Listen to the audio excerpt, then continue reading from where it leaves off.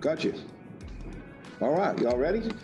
So what we want to do today is, first, we want to honor the Arkansas Razorback team that has done so well at maybe the biggest turnaround ever. I mean, you know, you could make a case for it, 2-4 in the conference, and to be where they are today, you know, having a shot at it. If they win a few more, they will be ever, a couple more. But it's a great team, and we love, of course, the coach. The first time I met Eric, Sidney had come to town, and he was going to go over and welcome him to being the head coach, and took me with him, and Ron joined us, and Coach Musselman just took them under his wing immediately, stopped practice, had them all take pictures with him, and, you know, really valued them greatly. And of course, Ron had played for Eric's dad in Cleveland, and Sidney had competed against his dad, and he knew a lot about Ron and Sidney, obviously.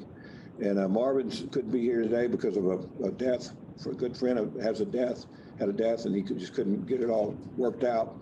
We hope he might call in if he finds a few minutes. And then Ronnie Brewer, I think, is going to be on if he's not already. He's doing it NBA style. You know, get it's a little early for, you know, earlier in the day. But and then Coach Brad Stamps is here, another official Razorback. I mean, official basketball person, in that he's the head coach of Fayetteville Bulldogs, and real close with the Sutton family, and a great asset, and as it comes to basketball acumen, and love having him over here in Fayetteville. Everybody's so glad he's there. So what we thought we'd do is I'll ask a couple questions to Ron and Sidney, kind of, and then. But if you all do ask questions and/or give your viewpoints, we'd love to hear those. But before you do, just compliment the Razorbacks. We are recording this, so we'll probably put it on our YouTube channel, and maybe someday they'll get to hear all the compliments or whatever. They sure deserve it.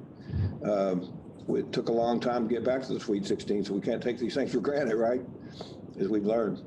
So Sidney Moncrief and Ron Brewer are, you know, they both had two-time All-Americans, okay? Went on to pros. Sidney was a 5-time NBA All-Star. Ron was at Portland. They're both early draft picks. Went to San Antonio, and but the Iceman got hurt a couple of games. And Ron, what happened that time? Ron, you scored about 40 a night, didn't you? Yeah, averaged about 42. 40. He scored 40 a night.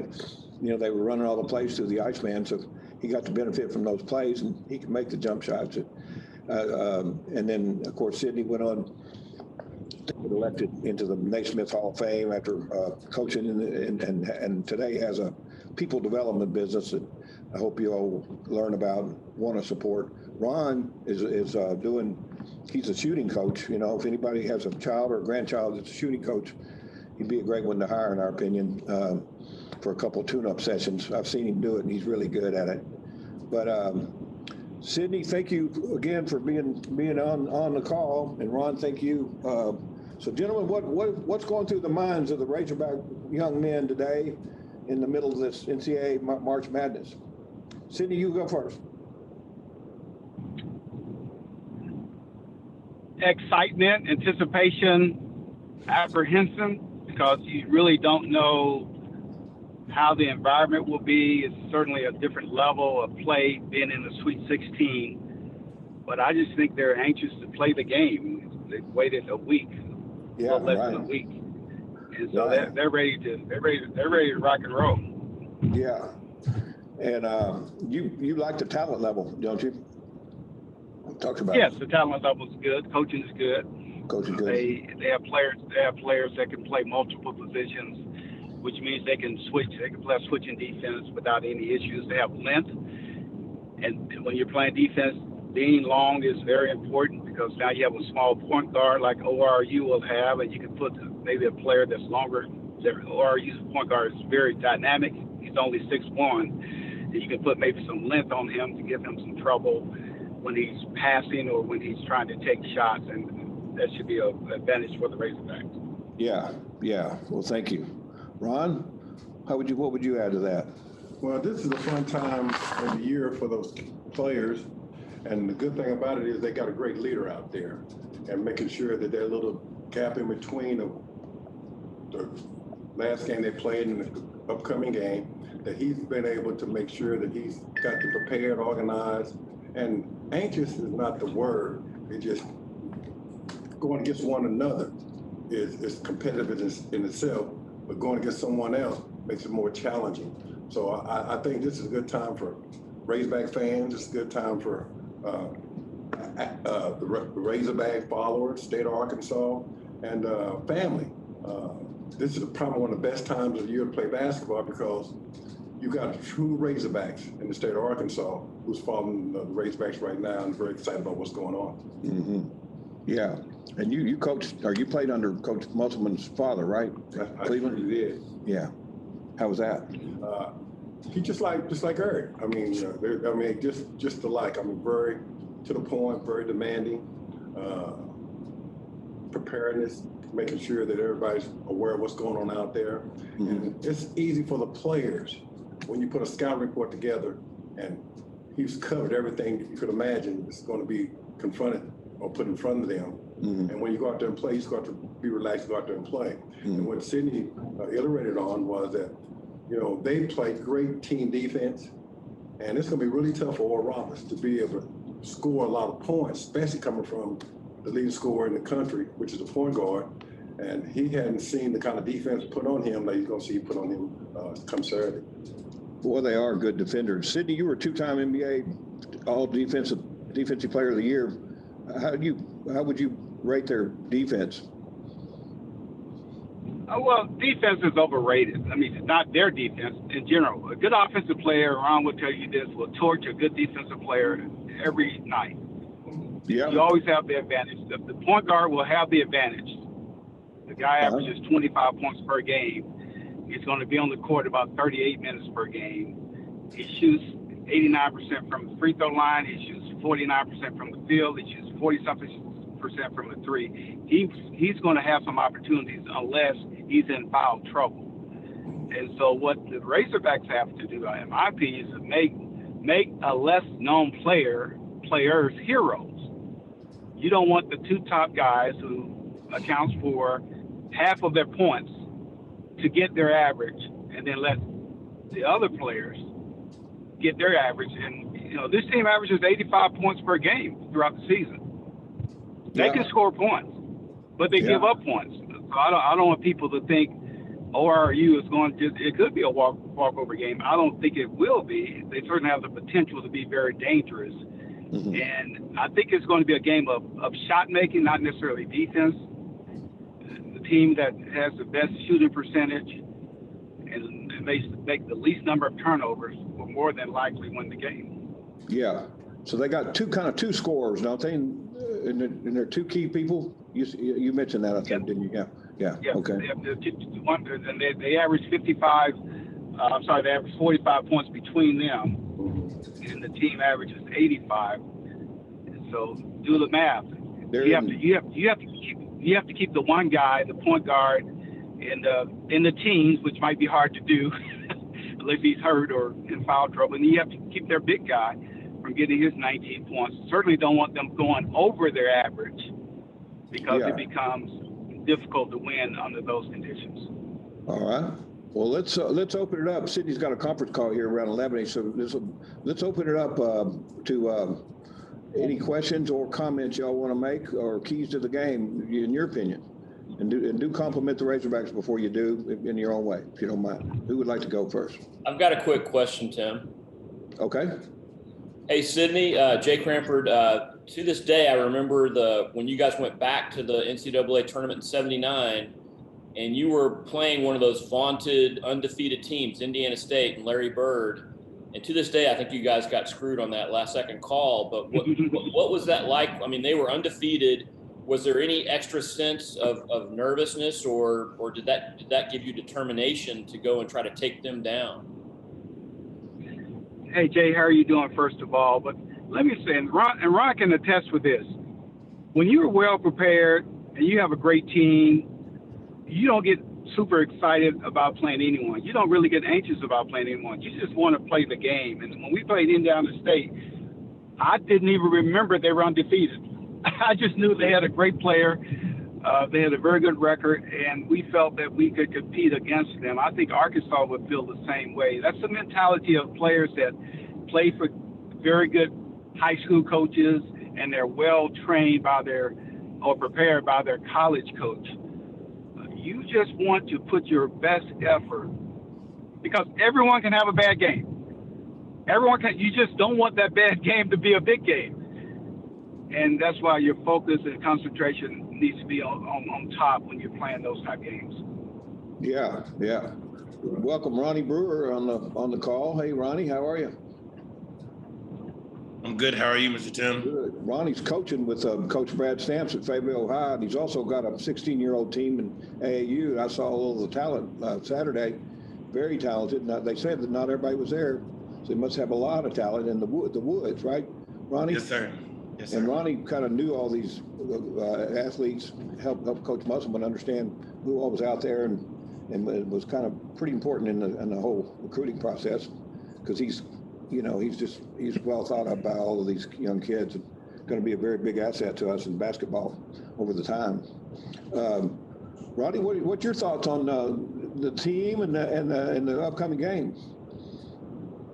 I really like how we've been playing in the tournament. I think Coach Muss is having his team believe in themselves, buy into the philosophy that he's putting in. The freshmen are really, really growing up before our eyes. They're playing, unlike freshmen. They're playing with a sense of confidence. And as this tournament has played out, I don't think that we've had a better setup to advance. You don't want to take anybody for granted, because, as you have seen, there's been tons of upsets. But I think Coach Musselman will have these guys ready, locked in and focused, and prepared, understanding their opponent than probably any coach left in the field. So he's done a phenomenal job. I think he's going to continue to be a huge asset for the Razorbacks, and I'm looking forward to them playing Roberts, because I think that's a nice matchup that I think we can get a win. Got a chance, yeah. They're playing awful good, as we mentioned earlier. Other questions for anybody, any of the three? Yeah, I got a question. Yes, sir. I got a question. Okay. So ORU's, of course, the giant killer, and we've already played them once. What do you think the ORU coach, who's a good coach also, is telling his team to prepare for us? Ron, you want to take that? Well, first of all, there's not a lot of people giving them an opportunity and a chance to win. And so they just want to go out there and play relaxed, go out there and play as hard as they can, because no matter how it looks, we already lost this ball game. That's a good motivating factor for those players. You don't have much, but you got to have some bargaining power out there when you go out and play. And there's been a lot of it put out there, because you hear people talk about what Muss is doing for the Razorbacks, and what people are not really hearing is what Oral Roberts has also done for Oral Roberts. The players, they've really overachieved. They won their tournament. They've done well in the NCAA tournament. And right now, every game is an opportunity to be able to shut the people's mouths up. And so if they have an opportunity, and I'm pretty sure that the motivating factor is no problem for them. They're going to go out and play loose and goose and go out there and have a good time. Yeah. Sidney, you have anything to add? Ron summarized it very well. Arkansas has a good team. They don't have a great team. Let's make that clear. They have a very good team and not a great team. And here's the difference. And they could be at this point. A great team never feel pressure to win. They just go out there and play. Yeah. A team that's an underdog, like Ron said, maybe your coach will relax you even more, saying, stay focused and play your game, play free and easy. And a good team, very good team, which Arkansas, a good team might just feel like, oh God, we can't. We're the favorite. We're the favorite. We really can't afford to lose this game. And that's not. I don't think Musselman will have them in that mindset. And sometimes I've seen coaches overcoach and over prepare, and the players become tight because the game becomes bigger. But really, it's just a game. It's not really a bigger game. It's just a game that they should win if they play well.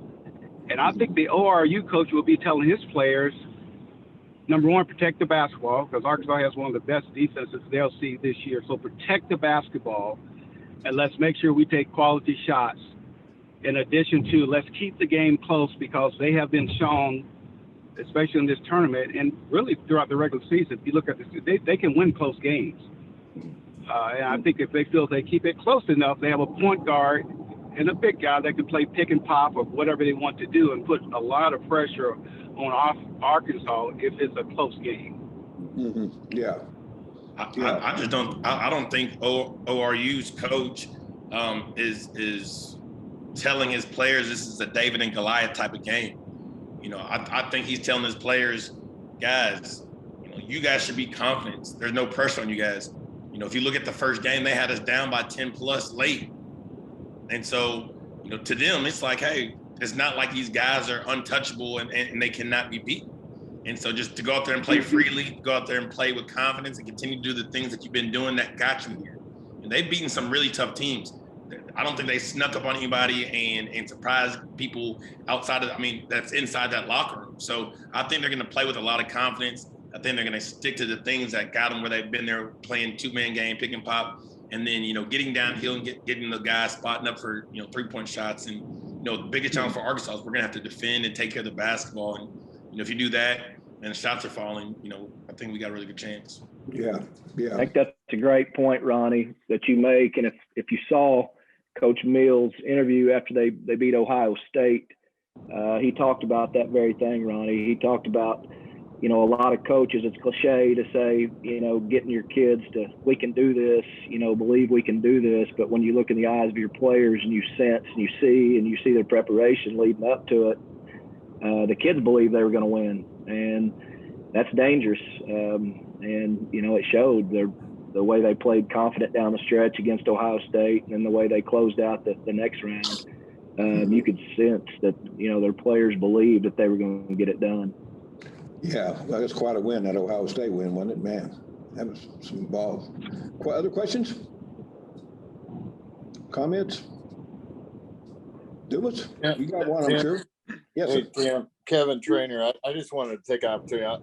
First of all, thank you for inviting me to be a part of this, and this is fantastic. And, you know, from a university perspective, it's just been a delight as we've advanced to the Sweet 16 to relive all the great history. And I just want to thank Ron and Sidney and Ronnie and everybody who's been a part of that. It's been fun for those that have come to Razorback baseball or basketball a little bit later than some of us to enjoy and hear those moments. And obviously it starts with the guys on this call and on through Coach Sutton and Nolan Richardson's era. And it's been a history lesson. And I don't think there's any question that the excitement around Razorback basketball and for this team isn't there without the people on this call and without the players that came before. So I don't want that left unsaid, because this is truly a celebration, and we're excited. Coach Musselman embraces the history. He loves hearing about it, loves connecting with the past. And so I just want to thank you guys publicly for all that you've done and the celebration that this weekend's going to be. That's very nice and very appropriate, Kevin. Kevin is as good as they get over there. Thank you, Kevin. Yeah, he's one of the, just a great performer over there in the athletic department, and he's so supportive of this group, and I'm sure Nolan's and the history, you know, that's and Ronnie, you know, so class act you are, Kevin. Thanks for coming on. Appreciate it. Good to have you. Came here, Tim. Hey, Tim, this is Jay. You bet. I just wanted to, again, you know, reiterate what Kevin said and thank Sidney and Ron so much. I mean, those are some of the most memorable parts. Sorry, my dog's barking. Those are some of the most memorable parts of my childhood. We're watching that 78 Final Four and then the Elite Eight 79. I mean, that really sparked the passion and excitement about basketball, certainly for me and everyone around me. So you guys started it all. So you're the original superstars. Yeah, you're right. And they were so efficient. You know, I've never seen three people be more efficient. I mean, they shot average 55%. Marvin averaged 52. Ron averaged 55, and Sidney averaged 60.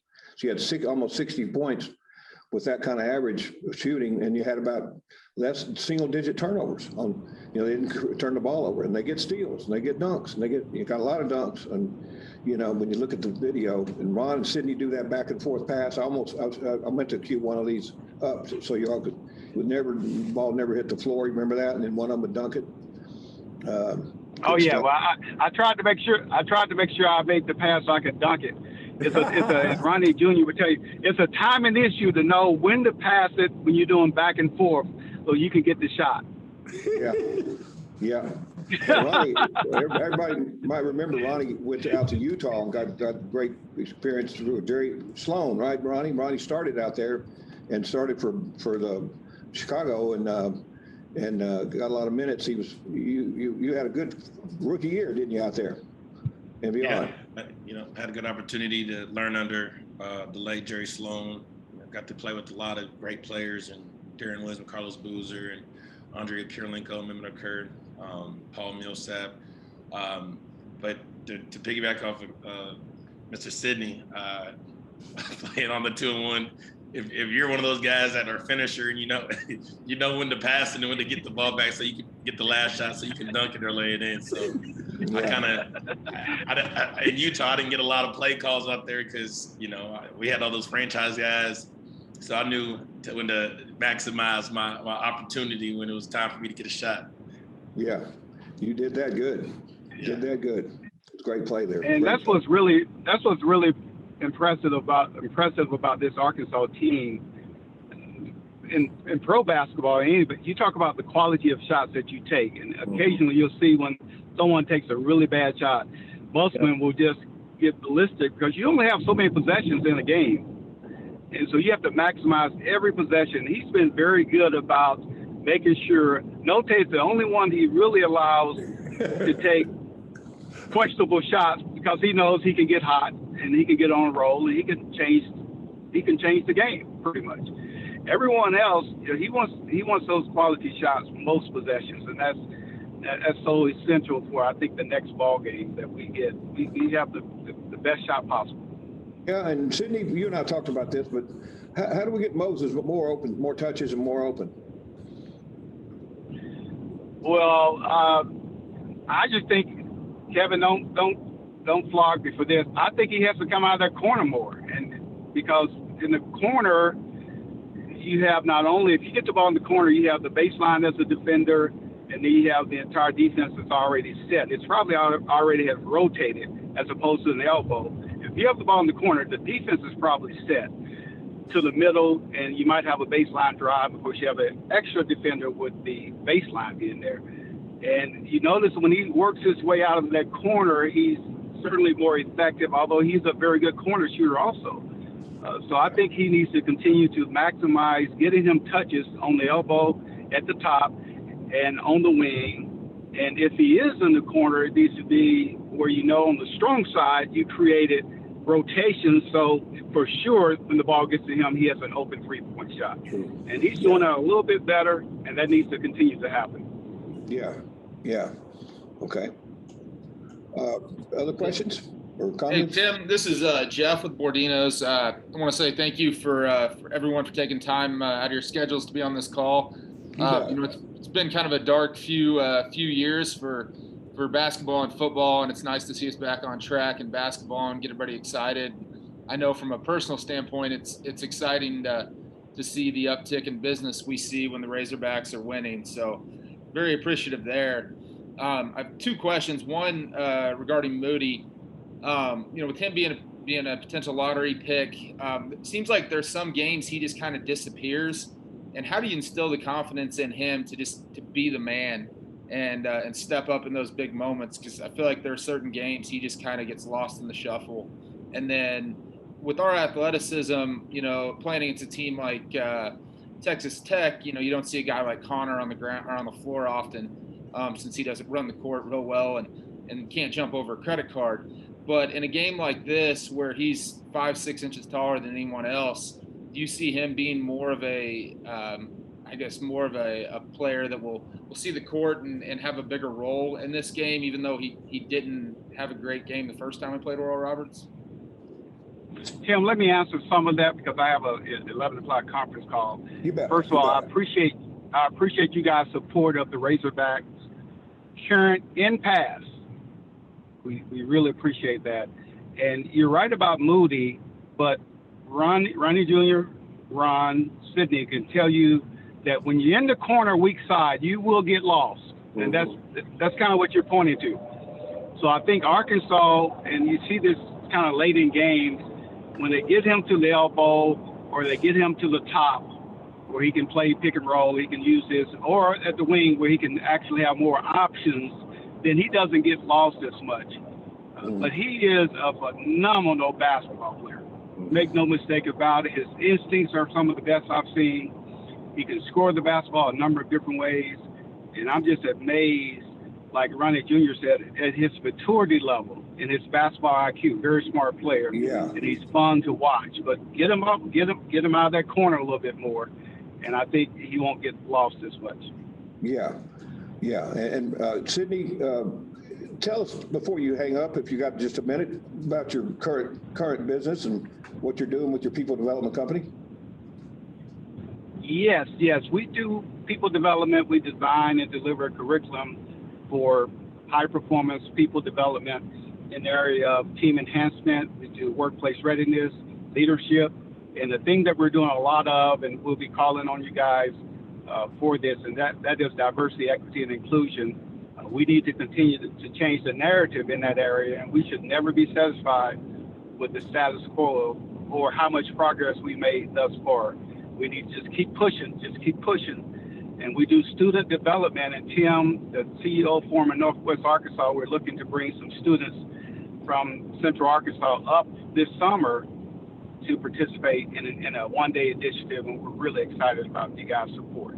Yeah, we're looking forward to that as well, Sidney. Everybody will be hearing more about that. We appreciate you. You're the most collaborative Arkansan there is, and I hope we can lift you up relative to the diversity, inclusion, and equity platform, because we do have some work to do there, and we can make some work. Tommy Van Sant, you got anything to say, sir, before Sidney goes away? Tommy doesn't move as fast as he used to, as he would tell you. Hey, are you still asking me? Yeah, you have anything to say to Sidney? Yeah, well, I was fortunate to be at the U of A in the late 70s, early 80s, and being able to watch Sidney do all the things he did and be on the front page of Sports Illustrated. It was just an honor to watch him play, because not only was he a great player, but he was just a good guy, just a good person. And in fact, all of y'all, Ron, you and Ronnie both, and I'm from Fort Smith, and I watched Ron play in high school because we were all amazed at who this guy was, and we knew he was going to be special. So I had the privilege of watching him, and then I moved to Fayetteville in the year 2000, so I got to see Ronnie at Fayetteville High and then at the U of A. So I've got a lot of history with all three of y'all, but y'all are all three just historic at the U of A for who you are inside as much as who you are outside. So pleasure to have the opportunity to say hello to y'all. Tommy, does historic mean that we're old, or is that just a term you just trying to use? I think it's probably an age thing that has to do with me as well. So we're all, I think it says we're all old. Yeah. That's right. That's a good thing, though. We like getting older. That's right. We get smarter with experience. Yeah, wouldn't we all love to trade positions with Ronnie Brewer? I hope Ronnie gets to have some time up on the hill coaching. I think he will, as good as he is. So there's my plug for Ronnie. Moving on up there. Brad, you be okay with that if we get promoted? I need to hang on to Ronnie as long as I can. Sorry about that, but Yeah, hopefully you'll get as many years as you deserve and can, right? That's a smart move. That's a smart move, Brad. All right. Sydney's gone, so thank you. And then Ron does have, if you've ever seen Ron coach, he can take someone out on the court and help them with their jump shot like nobody I've ever seen. Coach Gail Hardar coached against my dad, was a great coach, and of course brought Darryl Walker and Ron and Almer Lee and all those players into Tommy Boyer into the Razorback basketball with such great fundamentals. And Ron was a little athletic. Anybody want to guess what his vertical leap was? Take a guess. Somebody. A lot. It was a lot. I can still remember going to watch Ron versus Marvin in the overalls. Yeah. Was that y'all's senior year, Ron, or your junior year? Yes, it was. Yeah, senior year. Yeah. They were both undefeated, weren't they? They probably were. I don't remember. Right. And then, so I was 2 years younger, but growing up in BB. Then you came to BB to play from West Ark. Sure did. Yeah. They did good that year, didn't they? Did you win it all? We didn't lose the game. Yeah. Didn't lose a game. No. You look at the records of the Razorbacks during that era too. What were you all your sophomore year? Can you remember? They went their junior year. They went 16-0 in conference, and then weren't you like 26-2 or something? Yeah, 26-2. And then the next year they were 30-something-3, something like that. I mean, that's a lot of wins. Dumas, they could play, couldn't they?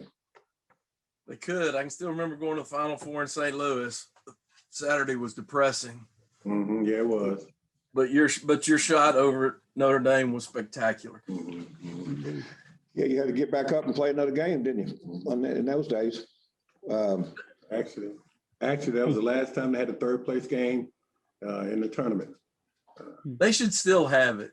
Yeah, I think. Well, you know what? Here's the problem: is when you lose, it's tough to get up to play that other game for that third place spot because you're playing for the championship, and so everything is gone. So get yourself to muster up to play for that third place game is. It's almost like a throwaway game. Yeah.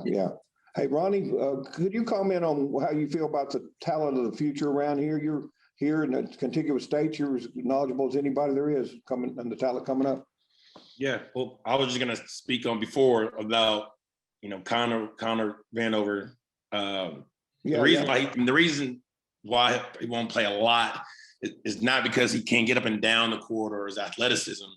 Or Roberts is so good in the pick and roll, and Jalen Williams just does a better job being able to extend or be able to stay with the guard coming off the screen and contest the shots. What Oral Roberts was doing to us was trying to drag Connor Vanover and make him either switch or guard the guard. And they were using that mismatch, getting downhill and getting to the basket and facilitating for others, which led to open shots. So, it was a good adjustment to put Jalen Williams in the rotation because he can guard the pick and rolls a little bit better. And I thought Mr. Sidney talked great about Moses being more active in the game late. He's the type of player to let the game come to him, so he's got to get out that short corner.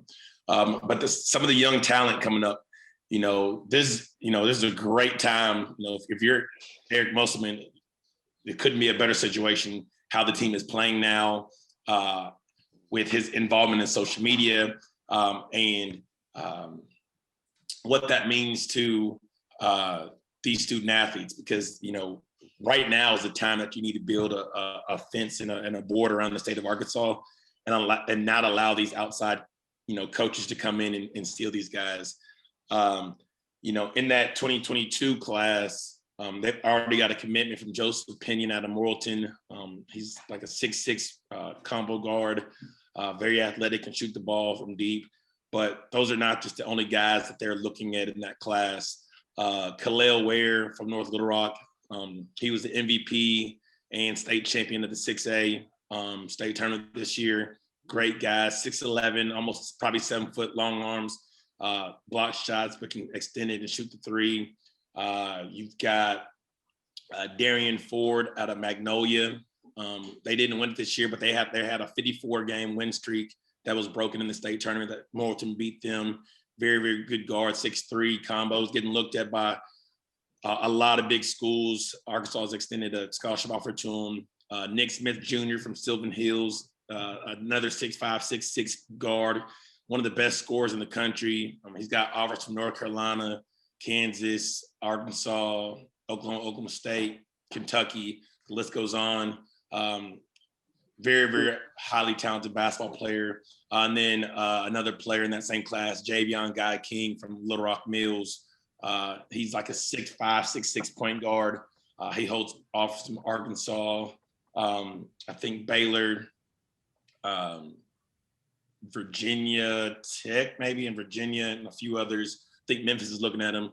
And then you go in the 2023 class, which is our sophomores. They are targeting Bryson Warren from Little Rock Central, super talented point guard. I think he's rated number 32 overall in the country right now. I think he got Player of the Year of the 6A this year. Wow. As a sophomore, he's already scored 1,000 points, which is a big deal. Another guy that they're looking in that class is Layden Blocker from Little Rock Christian. He's got offers from Arkansas and TCU and a few others. And then Jalen Lee from Bentonville is a guy that's probably going to be on their radar. They went undefeated. We ended up beating them in the conference tournament, but very, very, very good player. So those are some of the guys that are on their radar that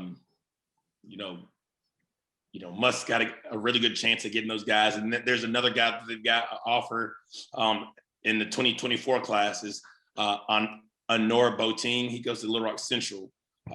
He had a really good camp at Pangos and got MVP at Pangos recruiting camp and received an offer from Arkansas as well as a few others. And you don't typically see ninth graders get scholarship offers. So he's very young, very raw, but has a whole lot of potential ahead of him. So there's a whole lot of talent in the state. There's a lot of guys that play for the numerous AAU teams in state and out of state.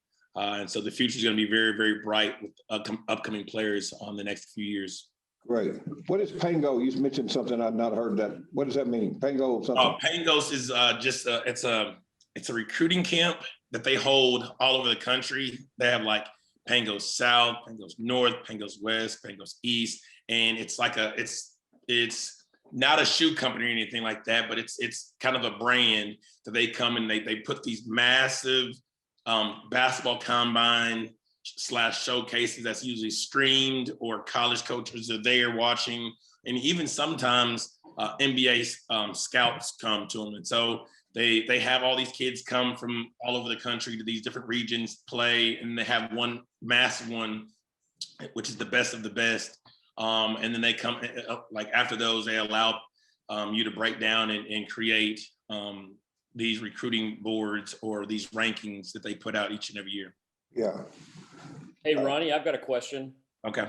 What do you think about Musselman's strategy of going out and getting the best of the best freshmen, but then combining them with the transfer portal and bringing in these talented juniors and seniors? Do you think that's attractive for these new upcoming freshman classes? That I agree with you totally. We've got to get these guys. I mean, like Nick Smith Jr. could be the next Moses Moody.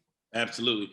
Well, I think to me at first, like when he first got hired, I was doing some research, looking to things like his strengths and weaknesses and tendencies that he liked to do. And at Nevada, I was like, man, his teams are all like senior led. And, as an incoming freshman, you're seeing all these guys only going after seniors. Like it might be kind of, depressing. Like, okay, why would I go there? But I think he did a phenomenal job by mixing, those grad transfers that he's brought in, but also sprinkling a little young flavor in there where, you've got a Jalen Williams, a Moses Moody, and a Devontae Davis all starting as freshmen. That's big time. I can go and recruit a kid, and he's like, if you want to come to Arkansas and you want to make it to the Sweet 16 and farther and have an opportunity to play, I'm playing my young guys. You're not going to be a guy that's going to have to sit and wait your turn in line. I'm instantly going to be able to put you in there and allow you to have instant success or instant results. And, you know, a lot of schools can't really say that. You know, a lot of guys go there, and if you're not a 4 or 5 star, you're going to be behind, behind some, and you're going to have to wait your turn.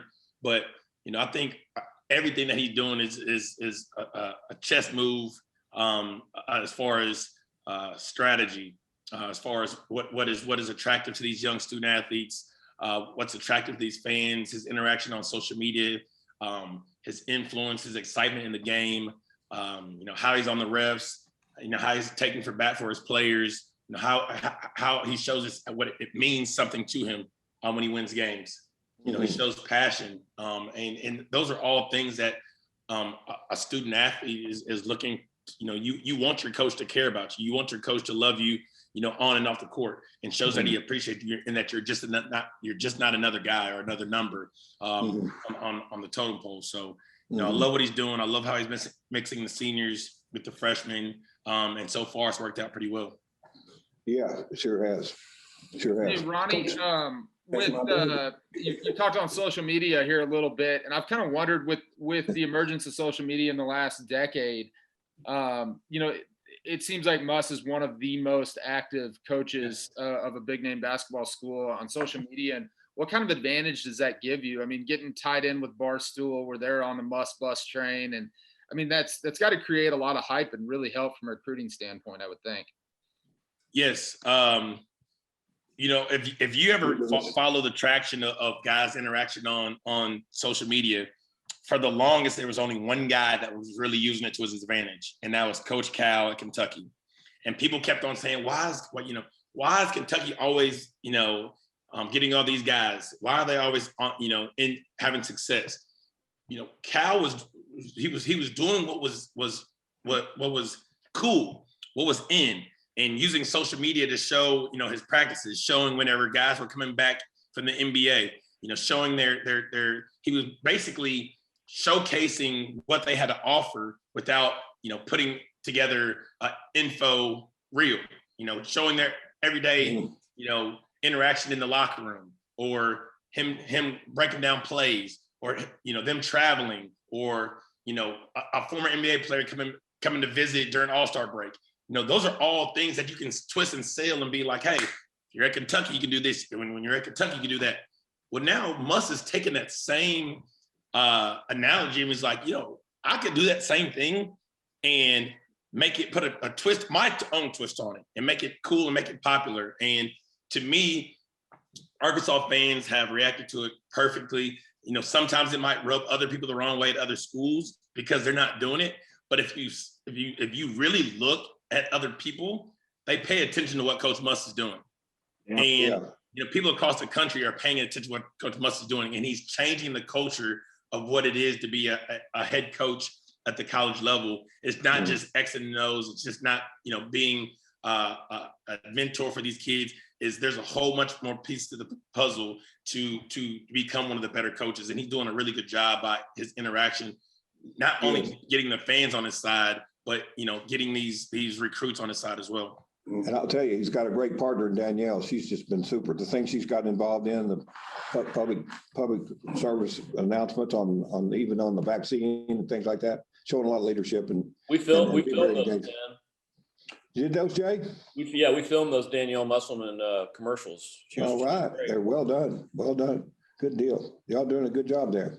Doing a good job. All right, we'll wrap up pretty quick here. Ronnie, thank you. That's really intelligent. You know what Ron said? What'd you say? That's my baby? That's my baby. That's my boy.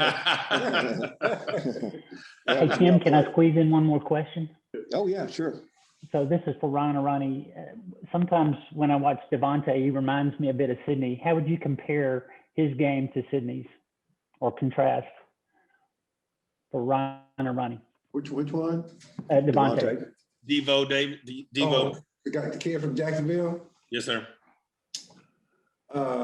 He reminds me more of Darryl Walker. Let me show you why.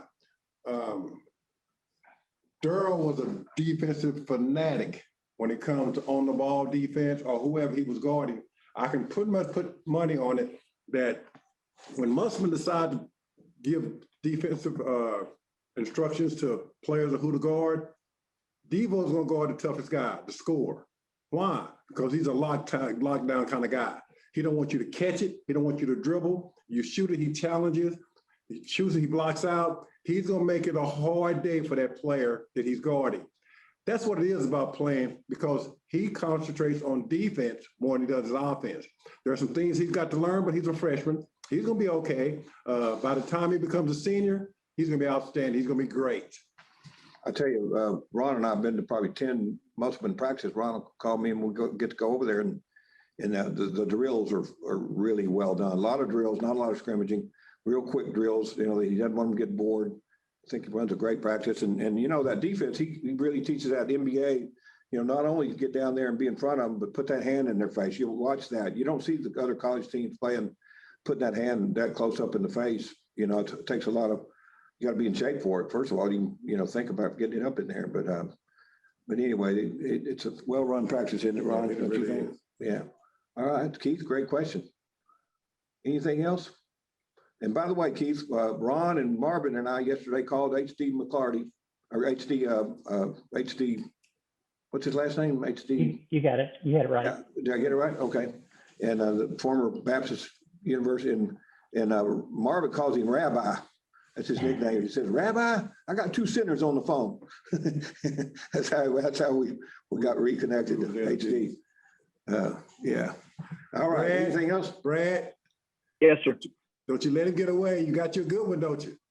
No, there's no doubt about it. And here's the deal, Ron, and I'll go ahead and say it. Ronnie gets tired of me saying it probably, but, you know, Ronnie goes, first of all, I got a chance to coach Ronnie. Those of you who are on here that didn't know that, at Woodland Junior High for those years, and watched him grow as a kid, and then moved up to the high school and got a chance as an assistant to coach Ronnie. And Ronnie leaves, he goes to the NBA, and he does, you know, his career. And Ronnie could have set up shop anywhere in the country, but he decided to come back where his roots were and have an opportunity to bring him on my staff. You know, he's an ambassador not only for Fayetteville High School, where he graduated from, but for the University of Arkansas. He wears that with pride, and the community, and set up shop here, and he gives back to this community more than anybody. And I'm proud of him, not just because he's, you know, I get to see it every day and he's on my staff, but just who he is and how he's deep rooted back into Arkansas and to Fayetteville High School. So he needs to be applauded for that. And then, you know, yes, his coaching ability, you know, just having him with you on the sideline is, we both have a lot of pride in Fayetteville High School, and I'm going to do everything I can to make sure I keep him, but it's going to be difficult just because of his skill set and what he brings to the table. Yeah, and he's a mentor too. He goes the extra mile, doesn't he? You know, seems like absolutely takes a real interest in the kids, and yeah, he's a great one. All right, and one more question, and we'll wrap it up. I didn't want to get too far ahead of this weekend, but looking at Villanova and Baylor, how do you think the winner of the Arkansas Oral Roberts game matches up against either one of those teams? You know, I was always told take it one game at a time. But again, I'm very confident in Muss and our players. They're not going to take Oral Roberts very lightly. So I think they'll be prepared. And I think that we have the opportunity to advance. And I think a lot of people are thinking that it's just so far-fetched for us to be able to beat Baylor or Nova. But, you know, if we execute, you know, Baylor's a team that defends at a high level, and so it's very important, you know, in the NCAA that each and every possession is important. But if we can execute, you know, get the ball to our guys that in their you know, scoring positions, you know, Moses mid post, high post, and get them open shots, allowing JD Note to get downhill and attack the basket. You know, allow Jalen Williams to be a kind of a point center, you know, at the high post, and make the pass he were making last game. You know, I think that we have a really good chance against either team. You know, Nova has been up and down this year. You know, they've got a really good player, you know, inside as a sophomore. He has potential to go to the NBA. But if we can slow those guys down, either team and execute our offense. In whatever team is hot, NCAA tournament is whatever team is knocking down shots and executing each and every possession and defending at a high level, you have a chance to win the game. So I have no doubt in my mind that we're going to get past Oral Roberts. And I think if we have a good start and play well and don't get in too much of a hole, that we can beat either one of those teams. The Razorbacks have shown that they can win in a different array of ways. They played from behind. They've been front runners and won. They've shot the ball extremely well. They've not shot the ball extremely well. They've gotten foul trouble. And even versus good teams, when they got in the hole, they were able to come back. NCAA tournament, for us as fans, we don't want to see that because I think it messes with our nerves and stuff like that. But I think the players, on that team and in that locker room, they have confidence in each other that no matter who they play, no matter how much they're down or how much they're ahead, they think that they can win the game. And you never see them really in a panic mode. You don't see Coach Muss in panic mode either. You didn't see that Alabama game had to be a confidence builder where they didn't know what hit them really. I mean, we just beat the heck out of them. And there's a chance we'd have another one of those good games, right? Yeah. Yeah. Tim, I think what Ronnie, a good point with this Arkansas team is they can adjust and play any style. And so when you look at the tournament, every game you play in a tournament, you're seeing something different, or you're seeing a different style. And this Razorback team, even the two games that we've played, the Colgate game, we get down big and then all of a sudden we start pressuring the basketball and force turnovers that led to, us getting back in the game. We put a small lineup on the floor and use speed and quickness to get back in that game. And both those big runs against Colgate were with a small lineup. Then you look at the next round, game against Texas Tech, and our best lineup was when we went big and had Jalen and Justin Smith both in, and using Jalen at the high post, as Ronnie said, to be able to make passes. And he made some great passes, inside the defense. And so I think that's so important in tournament play is not just being able to play one style and be effective. We've got a group that can play several different ways. Yeah. Yeah. And, on the Connor Vanover, back to Jeffrey Allison's question, I heard Cotton Fitzsimmons say when Andrew Lane came to the Phoenix Suns that centers are kind of long-term projects. They take a while to develop. We have to be patient with them. And if you go to practice, he's hitting the three all the time. And I don't know why he hadn't hit more in the game. I mean, he really is capable of hitting that a lot more of those threes. So you can see the upside while Musselman's played him, but I would think he probably doesn't get as many minutes going forward, because he doesn't really hit the shots, and you need tougher play, don't you? Yeah. But he's still a long-term project that I think we all want to be patient and hopeful for. That it could be. I think patience is the key, Tim. You look at this freshman so many times, and Ronnie and I deal with this on another level. As far as the high school, it's the same as it is in college with young kids that want instant gratification. They want instant success. They want for us, it's, are you going to move freshmen up to play on the varsity? For Muss, it's the freshmen that are coming in. And if you'll remember, early in the season, we start 2-4 in SEC play, and even the people in the state, high school coaches as well as others, the fan base there was some noise of why is he not playing these freshmen? Why are these freshmen not playing? And it's basically it's trust in the process. It's knowing and trusting the fact that just be patient and stick with us. And it's a credit to those freshmen, Devo, who was sitting and wasn't playing a whole lot, Jalen, and they've come on and they've trusted the process, and you're seeing the benefits of it. So I think so many times young people, that's just the generation we're in, is they want instant gratification or instant success instead of being more patient and just trusting how it plays out. So Williams is from Fort Smith. Anybody know what number he has? This is the last question, trivia question. What number does Williams from Fort Smith, Northside, have? Anybody know? I think it's 10. Who was 10? Was Ronnie? You were 10, right? So was Ron. And Ron started it. So I guess that stuff still lives, huh? Still lives. Number 10, good number. Got a good one wearing it. Hey, I really enjoyed. Thanks everybody for being on. Thank you, Ron, Ronnie, Coach Stamps, Sidney Moncrief. I learned a lot. I always learn when I'm around these guys. Great game, basketball. Hope we win a couple this weekend, and who knows? We could play better than we're playing. We really could. So we're in. I agree with Ronnie. Ronnie's one of the great minds in basketball, and of course Coach Stamps is as well. And if you know anyone who wants to get their shot tuned up, I got the best guy in the land, Ron Brewer. All right. Thanks so much, Ron, Ronnie, and Tim. Thank you, Jay. Thank y'all. Thanks. That was a good time. Good to be with you. Are we gonna